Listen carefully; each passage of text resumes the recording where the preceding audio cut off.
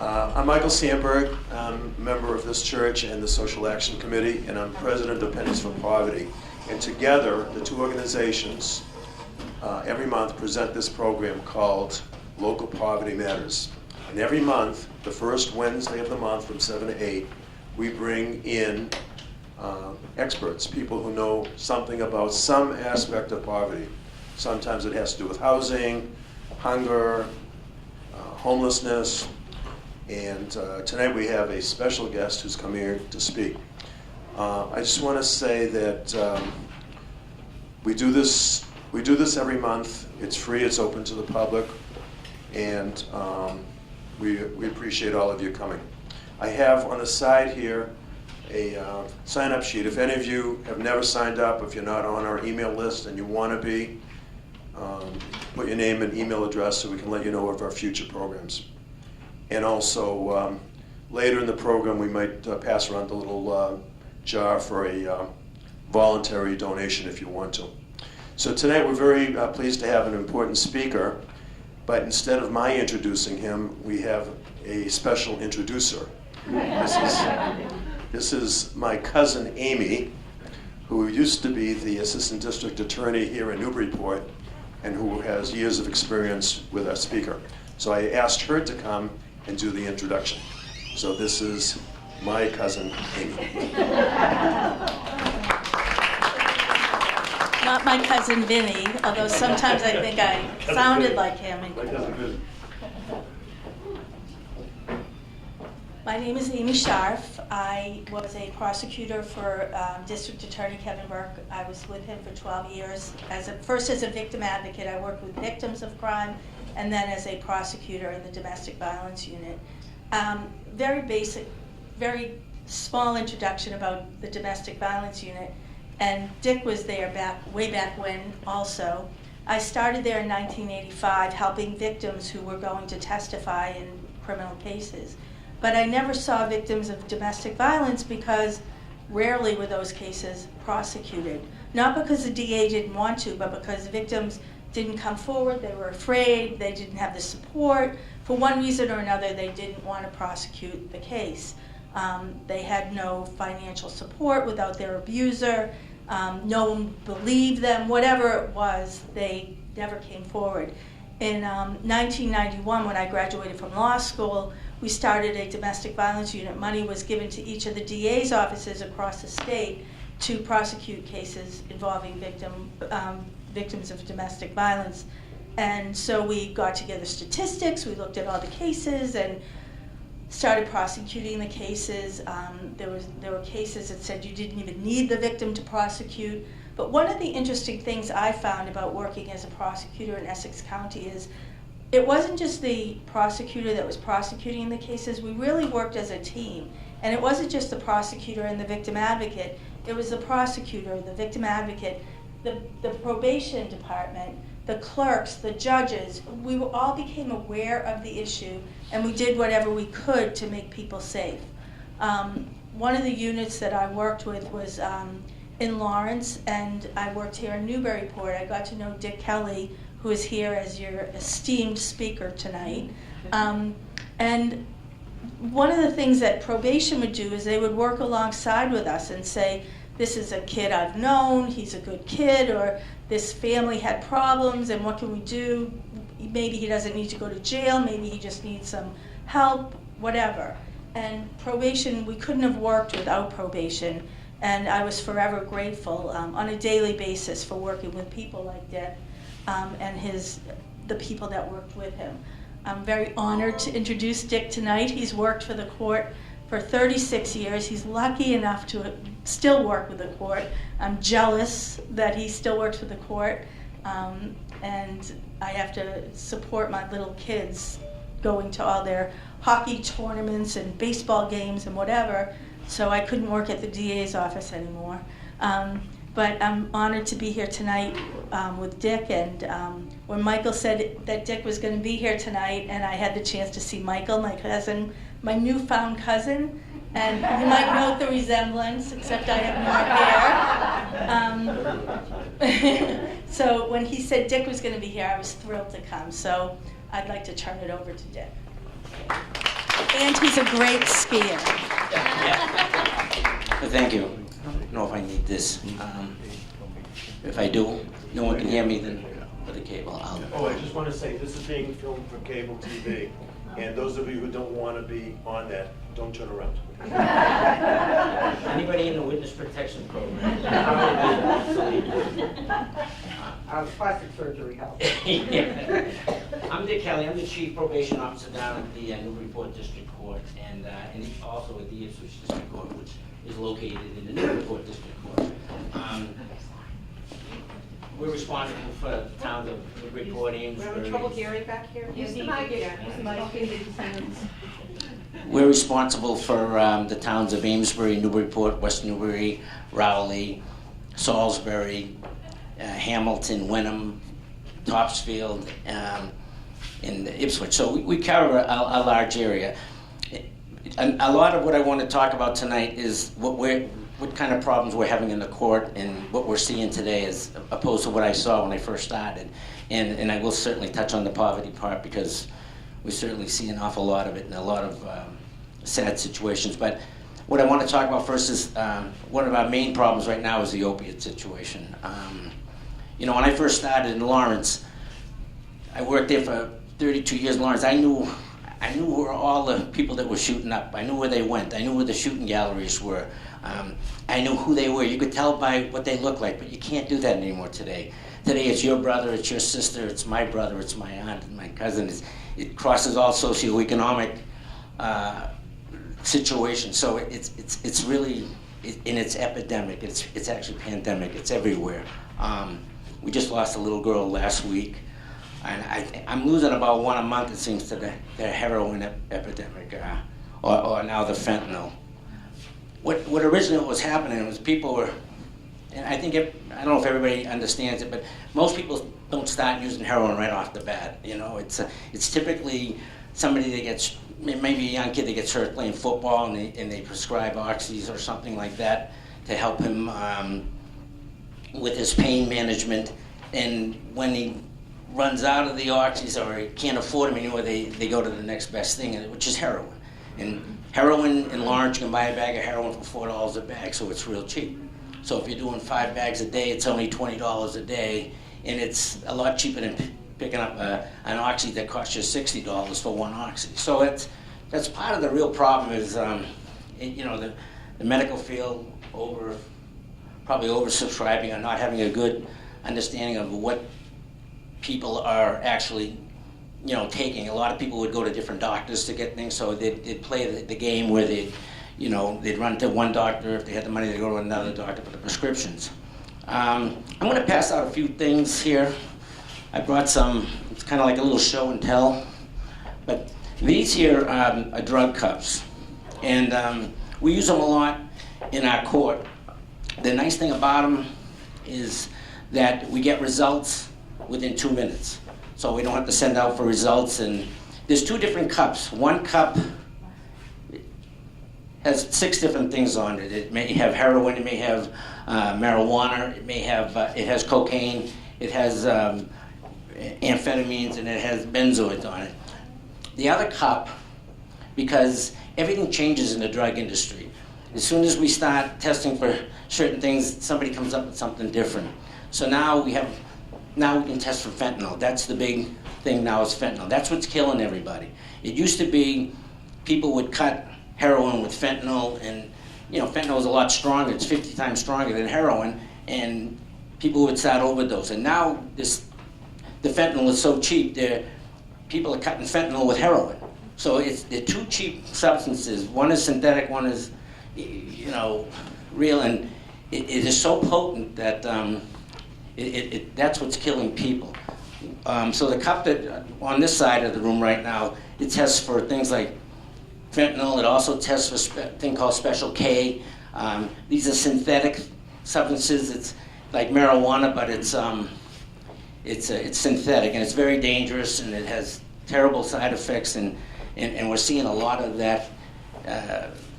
A lot of that right now. I'm going to pass out another couple of things here, just so we can keep. A lot of people right now on probation, how we try to handle some of the situations with some of our more hardened criminals, that we'll put them on GPS. And what that is it's a global positioning unit. It's just like in your car. It's so we can track people, so we know where they are all the time.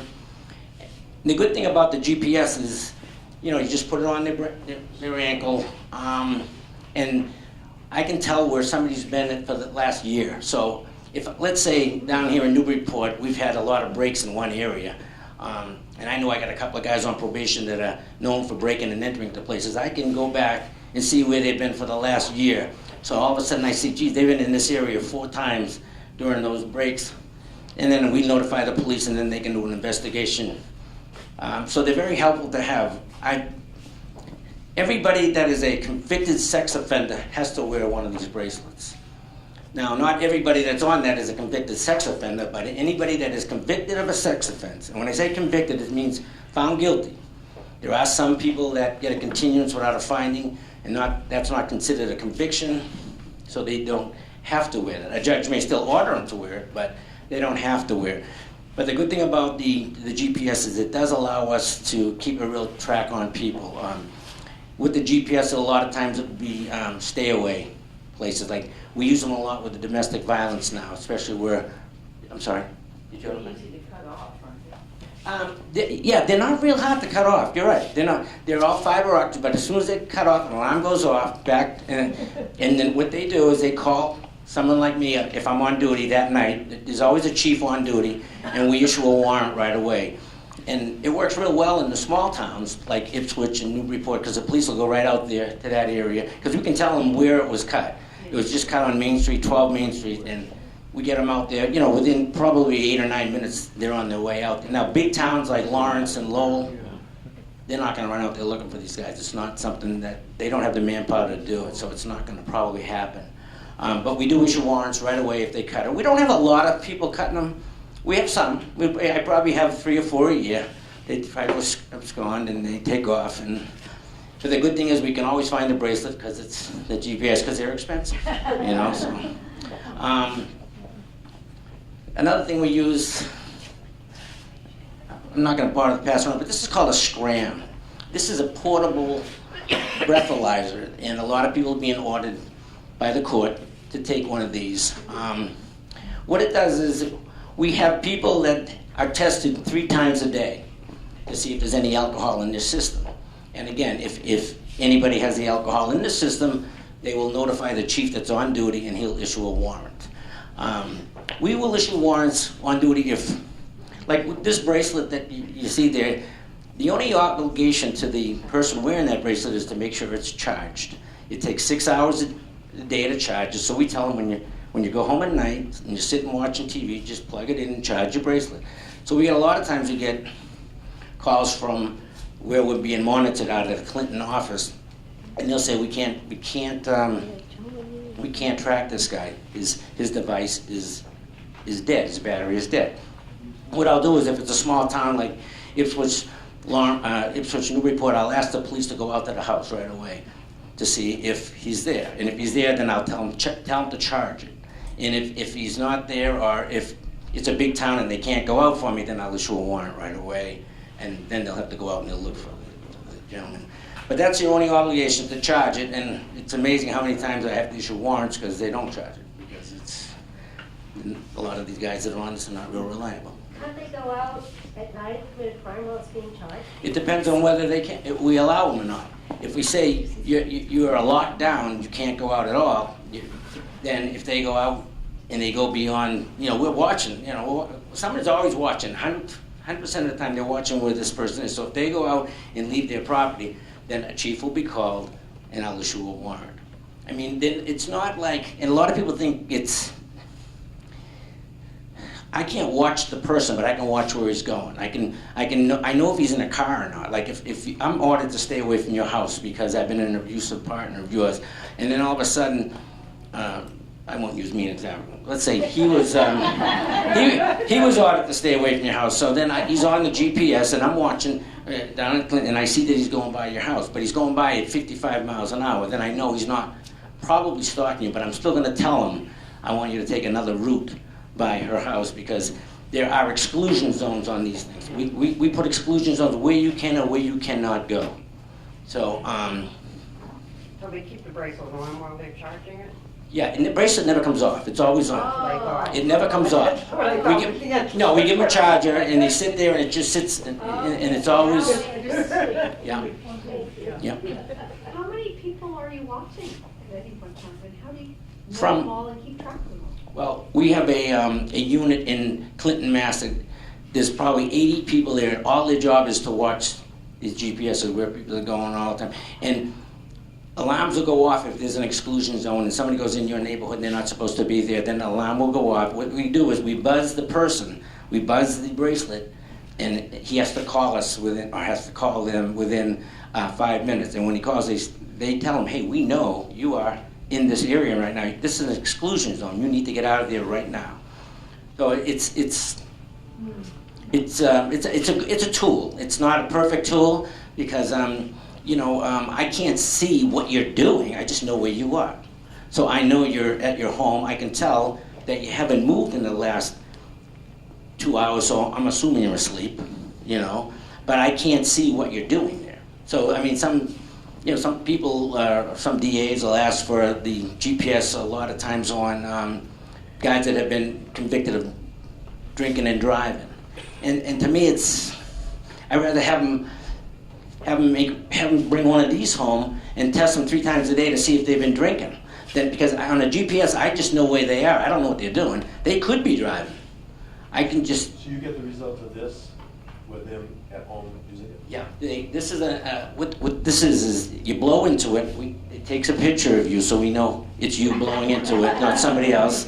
And then it measures any alcohol that's in there. So, and it's very sensitive. So, you get the guys that'll always say, well, I use mouthwash, but we tell them first, when you get this thing, don't use mouthwash that has any alcohol in it. We give them the do's and don'ts of something like this. So these are just some of the tools that we do use in our office. Back to the opiate situation, we have a program now with the Sheriff's Department where if someone comes in and they're addicted to heroin and they're on probation, instead of violating their probation, which we will still do, we'll violate their probation if they test positive, but instead of looking for them to do jail time, we want to send them to, the jail has a new program. It's a 28-day program, and it's a very therapeutic program. It's a therapeutic milieu. Basically, they're separated from the rest of the prisoners, and it's just constantly working on issues in terms of around the drug addictions and stuff like that. They don't dress in prisoners' garb. The guards don't dress in the guards' garb. It's a totally therapeutic milieu, and it's pretty intense, and we've had really good success with it. We've had some failures as well, but after the 28-day program is they come back into the courtroom, and now instead of maybe us looking for them to do jail time, we want the aftercare program. And we're looking for either a sober house or some other type of halfway house situation. So it's a nice thing to have that we never had before. It's only a year old. It started last December, and we actually just started up one for females about 2 months ago. Because it's such a big problem. It's not just the men, it's the females too. And we had nothing for females for the longest time. When we sent a female away, they went to Framingham State Prison. Where if we sent a man away, he went to Essex County House of Correction and then maybe got to the farm, which is in Lawrence, to kind of a minimum security situation. But the women never had that. They had to go to Framingham State Prison, which it was a really kind of a terrible place to be if you're a woman. So now we have the program for women too, and it's not just the 28-day program, it's the aftercare part. So now what we're looking for as probation officers, I don't want to lock people up that have drug problems. I want to get them the help. That's what it's about. And now we have kind of like more resources that we can count on. Although we just had a situation in Lawrence last week where the guy was coming out of Middleton after the 28-day program. He's sitting in the waiting room. He asked if he could go out for a smoke. The PO in Lawrence said, sure, go head out. He met some of his family. They gave him some heroin, and he overdosed right in our room. And it's awful, and he was dead. And then the court officers came up and they gave him the Narcan, which is what we use now, and brought him back to life. But it's a terrible thing. And this guy just completed the program, so it's not, you know, it's not 100% successful, but it's the best we've ever had, and it really is. You know, I don't want to say it's 70% successful, but it's been a great tool for us. But we do have those challenges still where people are gonna. It's just an insidious drug, and it's terrible. It seems to me that part of the link to poverty or culture is that people go back into a situation that they came out of at some point. I mean, they're living in the same neighborhood, they're around the same people. That is a big part of the problem. The same triggers. It's a big part of the problem. You come out of jail, who are you going to hang around with?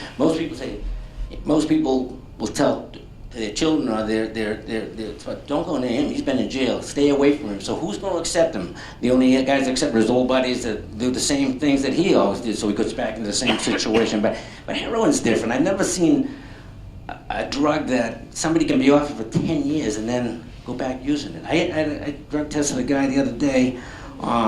He'd been off it 5 years, young kid, 32 years old, had 2 young children, and he started using it again. He said, well, I just started chipping a little bit. Well, and now he's back, you know, full blown, you know, it's amazing how somebody, you know, as an ex-smoker of cigarettes, you know, I know if I have one, I'll probably come back. So I know never to have that one.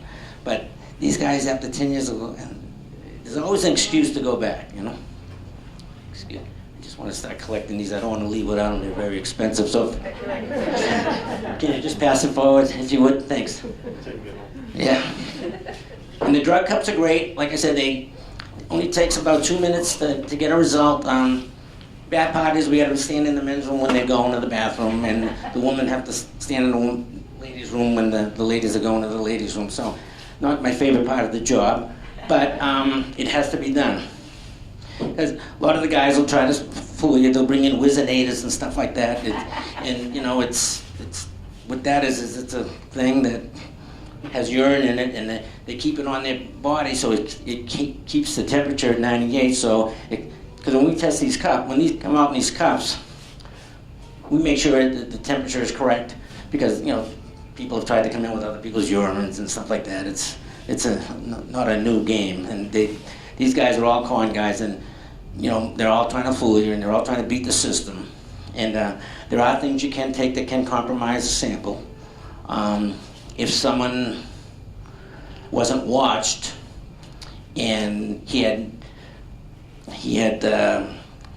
bleach on his hand and he peed through his hands, the bleach would compromise the sample, and he might come out as not being a positive result. So there are ways you can trick it. There are things you can buy, but they're very expensive, you know, and that's why we do it randomly. Because if we call them in and they think they're going to be tested, they take one of those pills at $40 to beat the system, and then we don't test them. You know, you always know when the guy has taken, hey, you want to test me? They're all very willing to be tested, and it's like, no, I think we'll pass today. We'll get you maybe the next time, and they just spent $40 on. But it's and a lot of guys will come in and they'll try to tell you, I just want to admit to you that I've smoked marijuana, and they think I'm not going to drug test them. Well, I'm going to drug test them because they probably have done something else. You know, they might be doing coke or they might be doing heroin, so I don't want to rely on them just telling me, oh, I just want to let you know I've tested positive. So I'm not going to say, well, and I don't want my probation officer to say, all right, then I'll just mark you down as a positive, because, you know, they're playing the game. And it's such a serious addiction, it's such a serious, the opiate situation is so bad that it's like, we don't want to take a chance on anybody. So we drug test an awful lot in our court. We drug test an awful lot in our court.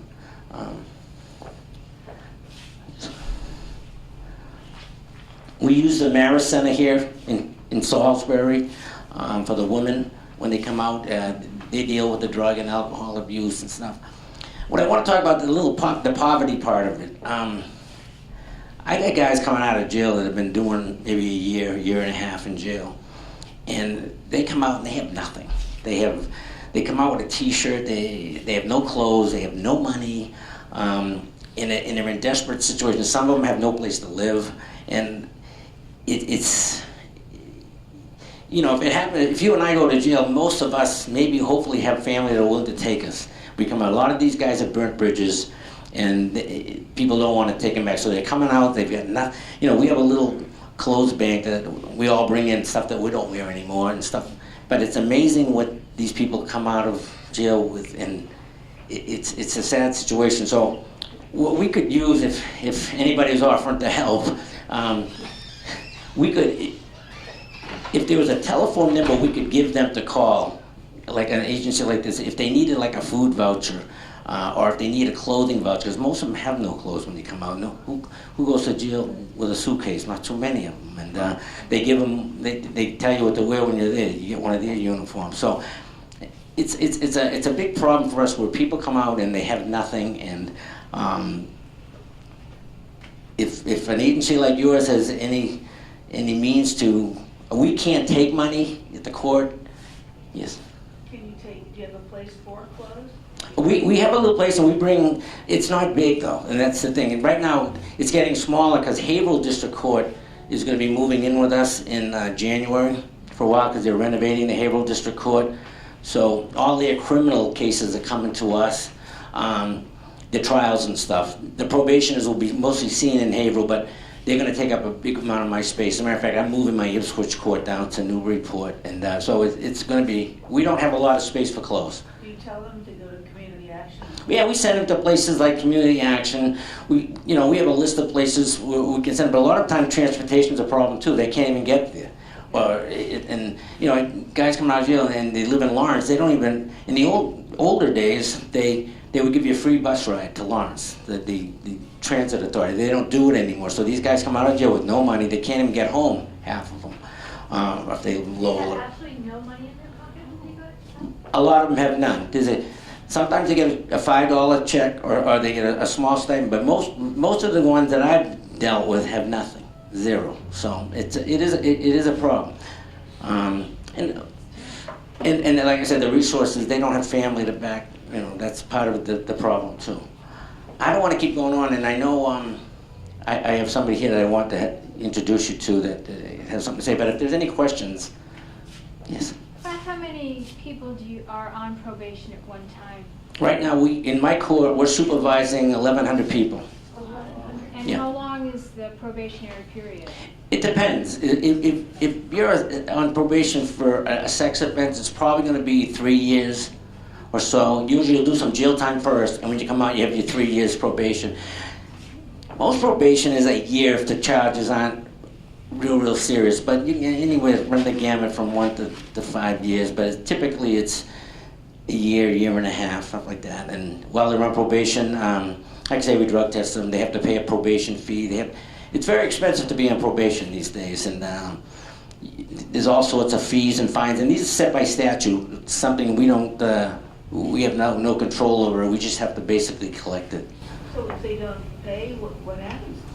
If they don't pay, well, it's funny. The SJC just came out with a new ruling that says if it's a restitution and they've been placed on probation for a year, and let's say they owe $60,000, well, we have to determine how much they can afford to pay, and the judge will make an order, and it might be $100 a month. So, and he puts them on probation for 2 years. So at the end of 2 years, the person is paid $2,400 and not $60,000. So what happens then? We no longer can continue probation forever to collect restitution. What has to happen is we terminate the case, and then the victim has to now sue the person civilly. But if they have nothing, how can they pay this? It is a problem. It is a problem. It is a problem. But I mean, what happens if they don't pay? What happens if they don't pay because they can't afford to pay? The case is still dismissed after 2 years, and then the victim has to file civilly. Now, again, civilly, it can go on for a long time, forever, and then they can hope to recoup their monies that way. They're just not going to recoup them from the court. We're not going to be collecting them because the SJC said we can't do that anymore. But as far as, and part of our probation officer's job is to help these people find employment, help them find stuff. The problem is that we're dealing with a lot of people who have mental health issues, and some of them are intellectually challenged, and it's just, and judges really don't get to see that. You know, they get to see the person standing before them. We get to see it when they're placed on probation and we find out who they are. Because we do a pretty extensive risk need assessment on everybody that we do. You know, we cover a ton of different categories and we get to know our people pretty well. And some of them, it's just, you know, sometimes we can go in and we can ask judges to remit money. But you can never ask them to remit restitution because there's a victim out there. You know, the victim doesn't care that, you know, you can't pay. They want their money back. So, again, we're in a situation that if they haven't paid, we try to determine what they can afford to pay, and the judge will order that. You can afford to pay $20 a month based on what you're collecting. You may be collecting SSI, $900 a month or something. So the judge now determines you can pay $20 a month.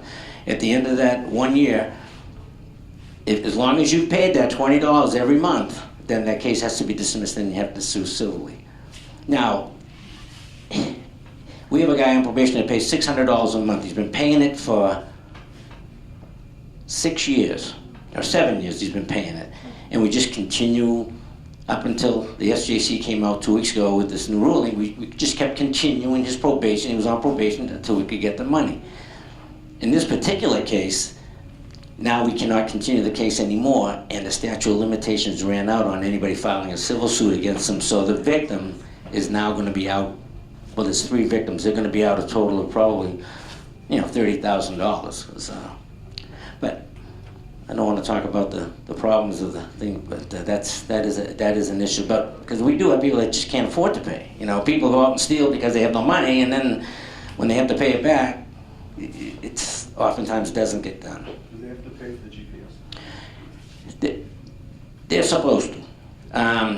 Most of the people that come before us are indigent, and if you're declared indigent, if you're 125% of the poverty level, then you're not going to be ordered to pay it. If you have the means to pay it, then, and we do an intake on everybody, so we know what their financials are.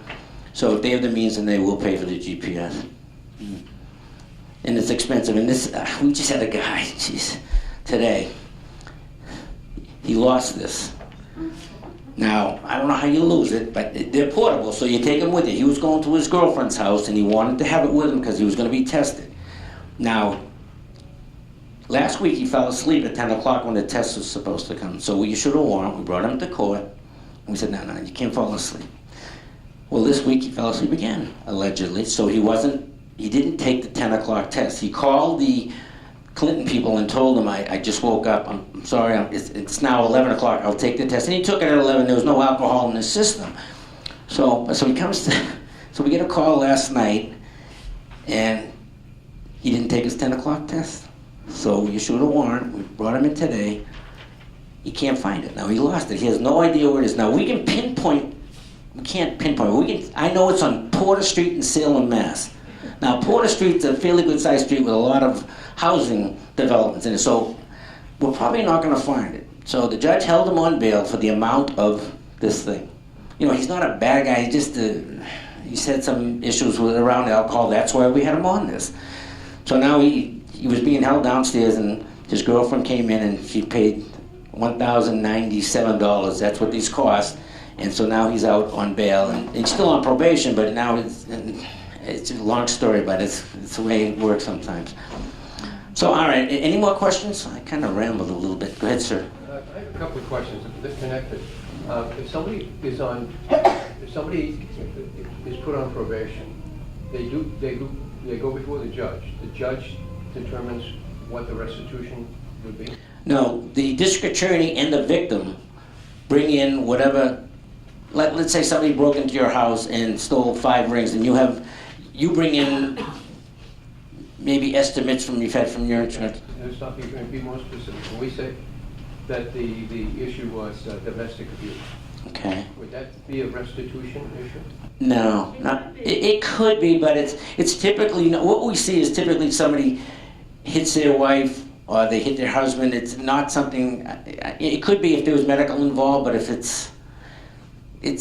I don't see restitution in domestic cases very rare. It's very rare, it's very rare. I don't know why there would be. I mean, there could be some. They're mad, they throw something, I mean, they rip the phone out of the wall. I mean, I could go on and on. Well, if they rip the phone off, then they'd be charged with another charge, and that's ABW. well, it's also, if they rip it out, there's another charge, and it basically is it's saying that you're preventing them from calling the police, so it's another charge. It's a serious charge too. I follow up now. Okay. If restitution is determined, Yeah. it has to be paid before they are released? Really? No, till they get off probation. No. It's budgeted out. No, they budget. The judge sets the restitution. I mean, the DA and the judge, they get together, and the victim says, "I am owed $60,000." The DA looks at it. The defense attorney of the probationer looks at it, and it's all bills saying, "This is what it cost me to fix my house. This is what it cost me to do this." Okay, we agree on the restitution. If the guy that did the crime doesn't agree on the restitution, he has a right to a restitution hearing, and then the judge determines how much the restitution will be. But if you bring in things that show what your losses are, and there's no reason for us to doubt you as a victim, and then that would be the order. Now again, if the guy can't pay it, if it's $60,000 and he's ordered, the judge determines that he only gets $990 a month on SSI, he's going to order him to pay $20 or $30 a month. As long as he makes that monthly payment every month for the 2 years he's on probation, the case has to be closed. And then the victim has to go after him civilly in civil court. But even if there's no restitution, there's still a payment that needs to be made. Yeah, $65 a month probation fee. If they can't afford that, we can have them do community service in lieu of that. And the sheriff's department has a van, you may see it around, we'll send them out to do that. If it's $65 a month, we give them like $10 an hour is what they pay them in the community service, and they have to do that until the money is paid off. Is this a flat rate that the judge determines it by, or does he look at the case and... $65 a month is a statute written in by the legislature. That's what they have to pay. If it's an unsupervised case, it's $50 a month, or what they call an administrative case, where we're not seeing you every week. You may have to report by mail, and we're checking out to make sure you do programs that were ordered, but you don't have to report. And those are usually the OUI cases. You're operating under the influence of alcohol, first offense. I think it's that. Okay. You handle cases of people younger than 20? Yes, we handle them from 18 up. It used to be 17 up, and now the new law went in 2 years ago that you're a juvenile now until the age of 18. If you commit a crime at the age of 18, you come to the adult court. We have a juvenile court in Newburyport as well, and they handle... Are juveniles on probation too? Yes, they are. Mm-hmm. They don't have to pay a probation fee, though. And what's the recidivism rate? For us down here, it's well, it's hard to say. Each month we have to keep stats on it. 1 month it might be 20%, another month it might be 0, another month it might be 60. I'd say it's, in towns like Lawrence and Lowell, it's high because the support systems aren't there to help them a lot of times, like family. Like down here, we have a lot of the family is very supportive, so it's one of those situations where I don't think our recidivism rate is a lot better than some of the bigger towns. Okay, and I'm gonna let you go because I have to. One last question because I do want to bring this young man up here. Yes. I'm curious to know your perspective on the marijuana question coming up. Okay. I don't think. First of all, it shouldn't be a crime. I do believe it shouldn't be a crime, but I also don't think it should be legalized.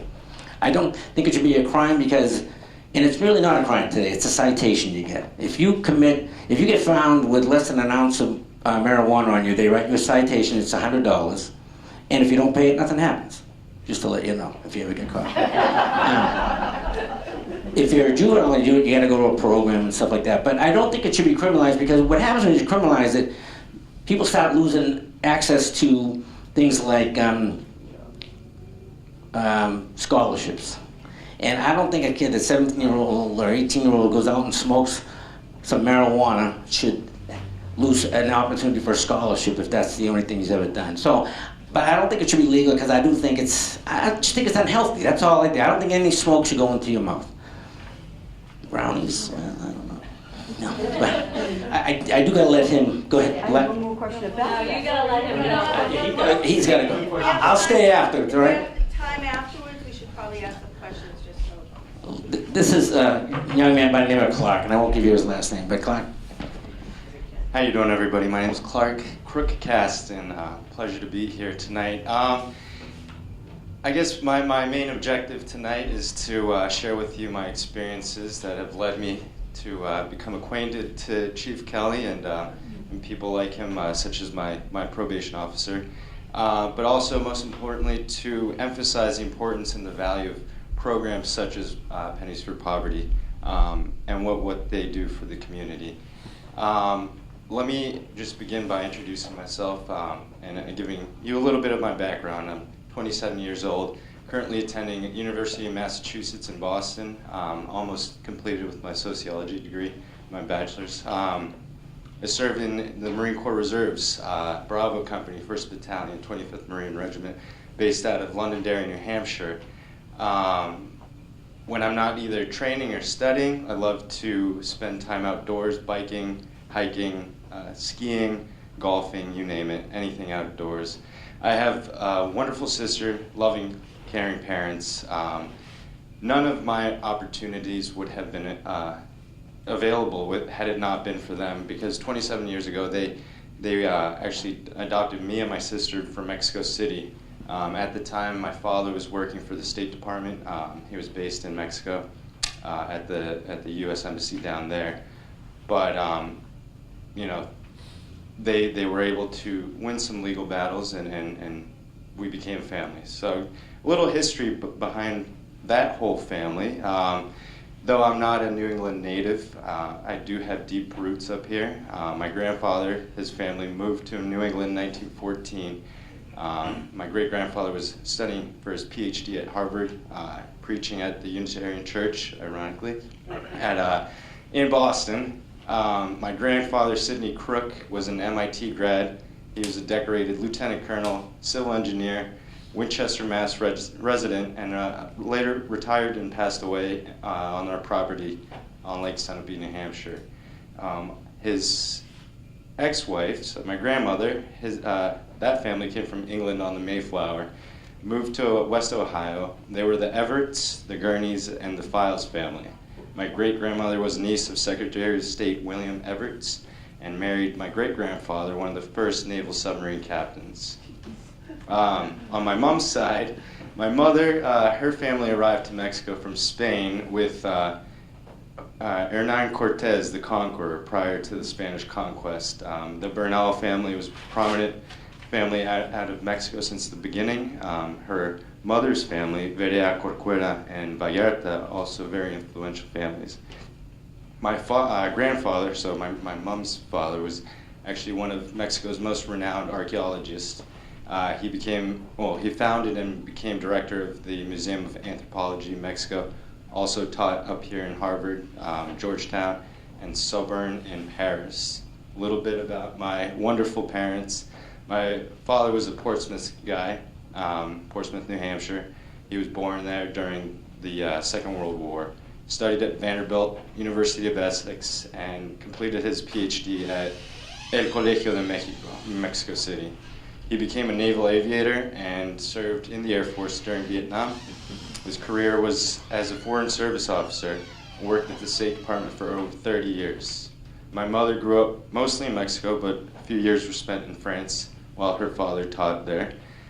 She attended the National Autonomous University of Mexico, dedicating most of her life work to nonprofits such as these, many of which helped with issues regarding adoption and poverty in Mexico. My childhood, for the most part, was unique, to say the least. Being the son of a diplomat, we moved a lot, and it could have been on a moment's notice. So we spent a few years in Mexico City. We were reassigned back to Washington, D.C., moved back to Monterrey, Mexico, where my father held the title of Consul General down there, and then finally moved back to Washington, D.C.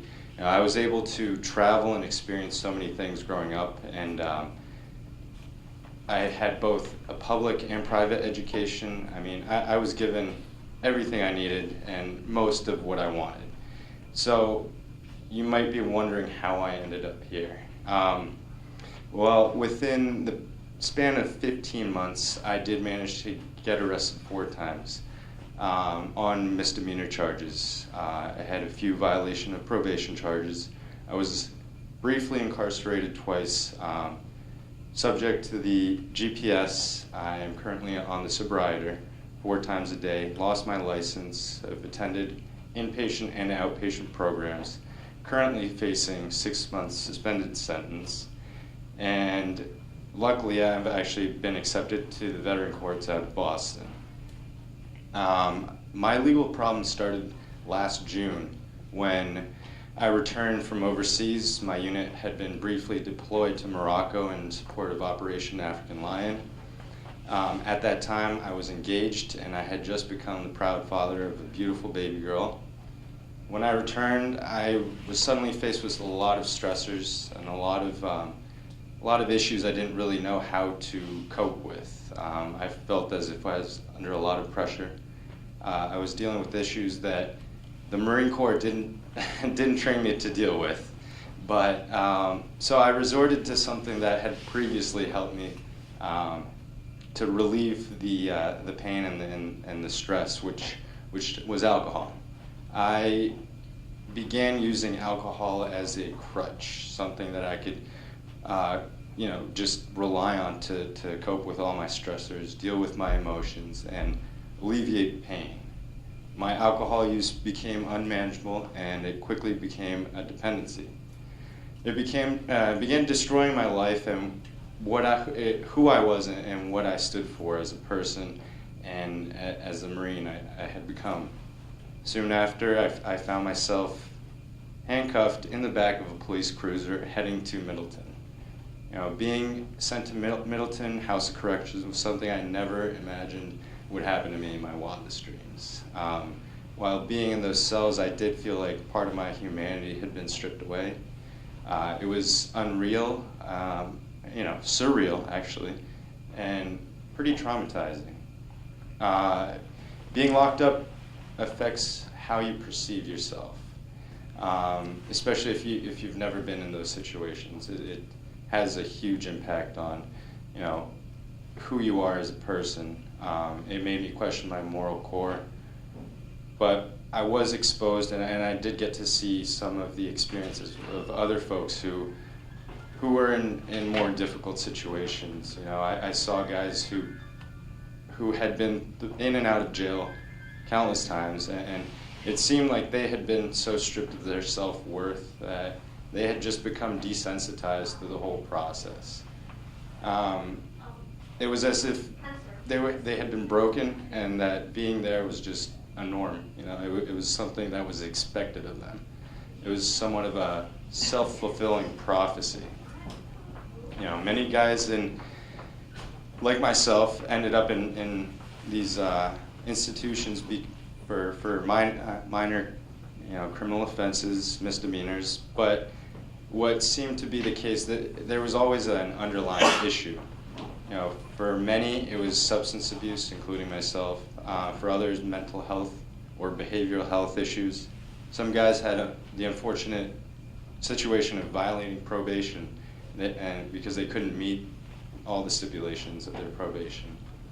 Complications such as the loss of jobs, substance abuse, dependency, mental health issues, homelessness, poverty, these just turn into these perpetuating issues if a person doesn't receive the proper care and support, to rehabilitate them. My drinking, my involvement with the police and the judicial system led me to ultimately lose faith in all hope, and I pretty much gave up on myself, which only caused more problems.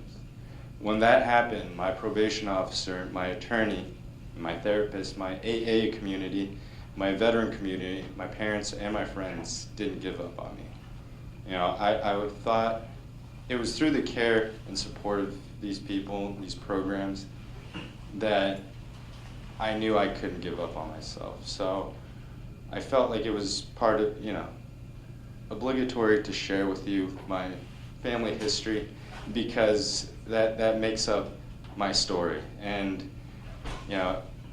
our stories contribute to our humanity, and through programs such as Pennies for Poverty, we can gain our humanity back slightly. And the importance, I mean, I can't emphasize enough. I mean, like Chief Kelley was saying, guys come out of there with absolutely nothing, and just knowing that somebody else, you know, for me, when I had given up on myself, knowing that somebody else was there, willing to carry on and not give up on me, was the most important thing. So, you know, I can't emphasize enough how important these programs are, and not only for the guys who are experiencing these situations, but for the community as a whole, because at the end of the day, they're part of the community. We are all part of this community. So, you know, for some it doesn't mean, their mission doesn't mean much, but to those who are in desperate need, the impact that this program has is, you know, unimaginable. So I look forward to, you know, contributing myself, and thank you for being able to hear me. If anybody has any questions, I'll be more than happy to. Any questions? Any questions? Yes, sir. You're looking at a room full of committed activists with resources. Yes, sir. What do you need?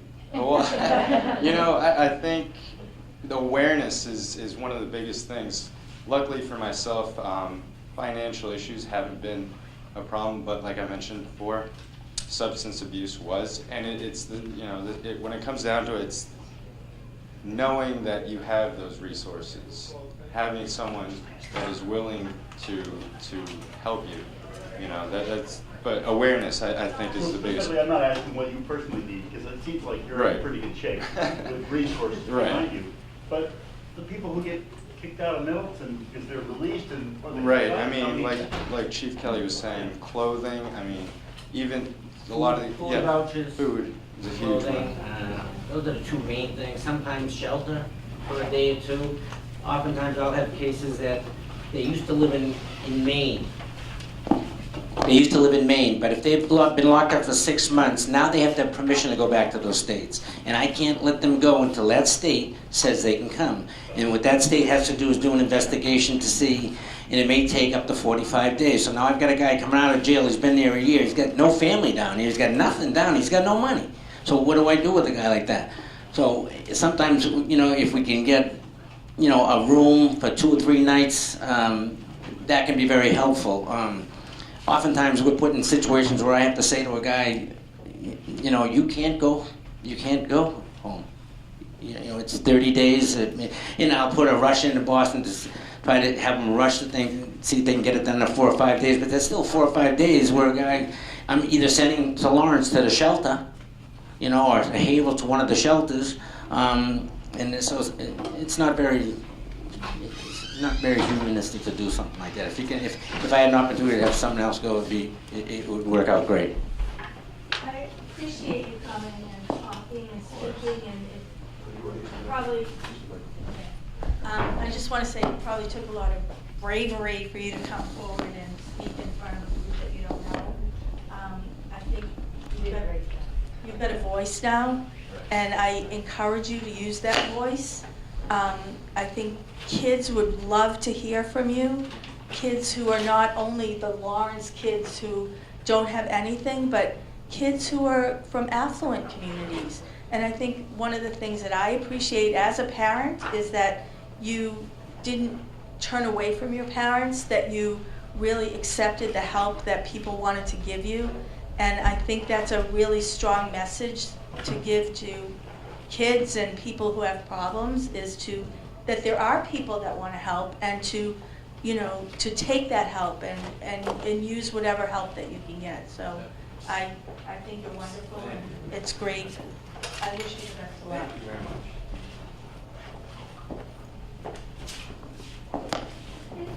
It just seems to me that the system is rigged against these guys to come out and win it. It's almost going to guarantee that they go back into trouble because they don't have anything. It is. It's not a great system. If you have a probation officer or someone out there that can really step up and help you, at least show you different avenues that you can take, and, you know, and that's, saying that you're not but doing a good oftentimes, job. that's not it. Oftentimes, if you're on probation and you don't do what you're supposed to do, you get locked up. Now you're off probation, so you get locked up, you do your time, now you come out and you're not on probation, so you don't have a probation officer to help you with certain things like You're that. just out. You're out. So you were talking about some things that are built into the system that sound like that they could make it more difficult for people. And I think there sometimes is a hard connect between the correctional system and the outside world. It happens Right. with mental health discharges too, that people Absolutely. get discharged to nowhere. And it's very easy for people to get. And we don't have a sympathetic population. Most people, hey, they did the crime, you know, Happens to them. they don't see the person. They say, hey, he stole, you know, let them do, they did the crime, they do the time. They're not worrying about it. So it's not a real sympathetic population. So are there reforms that you think that might help in the system? Are there things that we could advocate for legislatively? I mean, somebody just said you've got a room full of activists. I think we used to have a federal program when I first started. It was a CETA program. I don't know if anybody remembers it or anybody in here is old enough to remember it, but I remember it. And I was a young kid coming out of college. I had no work history. I had no job. Well, I was working third shift in a tire rubber company in Andover. And then they laid me off, and I just had a child. I had a degree, but I had... So the CETA program came out as a federal program where they gave people jobs. And my job was as a social worker. They sent me to the welfare department to work, with the understanding that if I did a pretty good job at the end of 1 year that they would hire me. We need more programs. We need more money to, you know, we talked about the minimum wage being raised, and it's a good thing and it's a bad thing. It's a good thing because people should have a living wage, $15 an hour or something. The bad thing is now Dunkin' Donuts is not hiring 20 guys, they're hiring 15 guys because they don't want to, they can't afford, so small businesses, so we need to give incentives to small businesses to, when they hire people, that they get breaks. And you know, I'm not an economist, but you have to do something like that. You have to make it attractive for businesses to hire people. And I don't know if that had an answer. You got a bunch of guys on your staff. What's a caseload? How many people does one guy handle? Okay, my guys handle probably 130 cases. Now, of those 130, we break them down. You have OUIs, which are, they don't have to report, they report by mail. And all we have to do is to make sure they're doing the program they're supposed to do.